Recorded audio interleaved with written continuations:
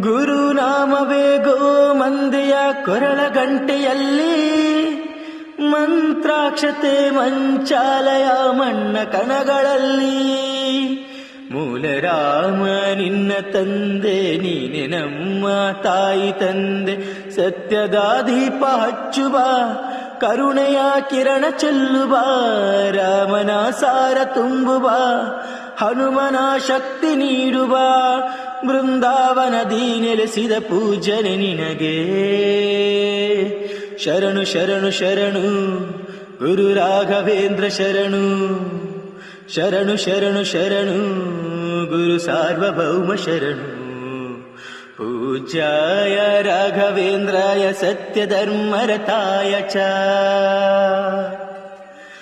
ಭಜತಾಂ ಕಲ್ಪವೃಕ್ಷಾಯ ನಮತಾಂ ಕಾಮಧೇನವೇ.